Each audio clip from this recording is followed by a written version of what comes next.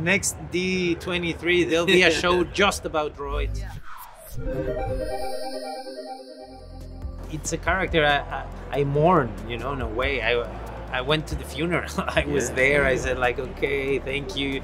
It was beautiful. I went back to my life. I started doing all the stuff. It was quite amazing to approach this job in this very specific way Tony's structure, which is like, how far can we go, in fact, from the man you already played? Like, let's not go back there yet.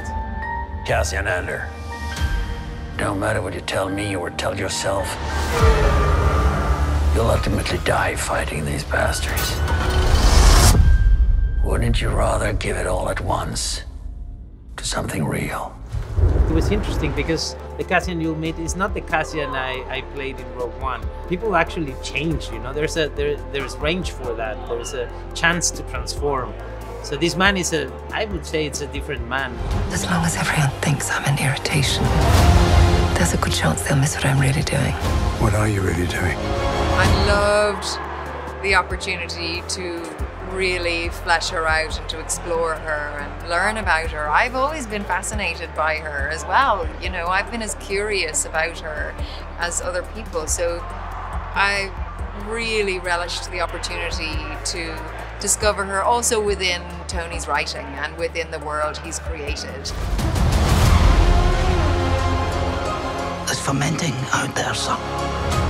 Pockets of fermenting. I had an interesting chat with one of the directors, Toby Haynes, and they were looking for a reference photograph for something to do with my hair and everything.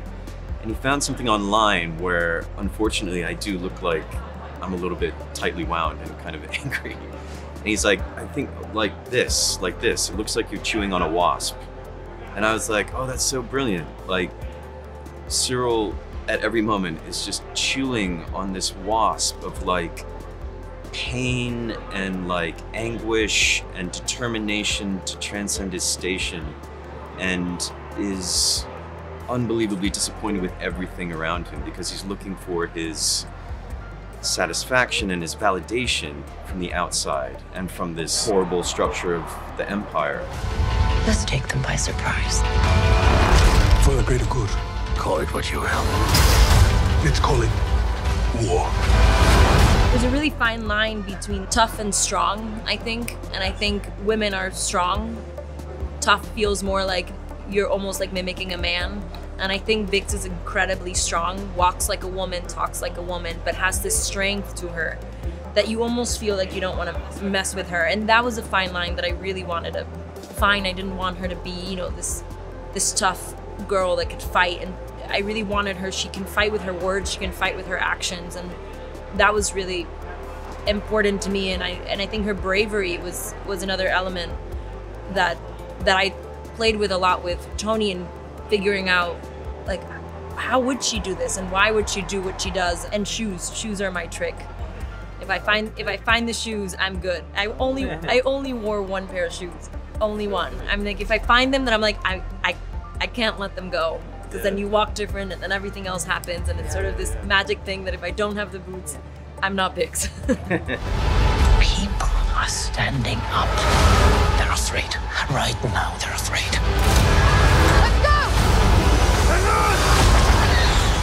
B2, you know, the droid, it's just the perfect droid, you know. It's like, it's so sweet. The way, you know, he articulates, he moves, he looks at you, he reacts. It's incredible. And everything happens on set, you know, it's for real. You have a partner there in the scene. You're never alone. And there's 2 or 3 people working behind the camera, you know, moving the droid and giving it a voice. I wish I had the knowledge of 3 people at the same time, but I don't. And he does. My God. And for Cassian, I mean, that character is like, that friend is the best, you know. It's a family member. He's always there. You think you're alone, and then you turn and he's there. You know, it's that kind of like beautiful friend that is always willing to do anything for you. Next D23, there'll be a show just about droids. Yeah, just about him. Or just about him.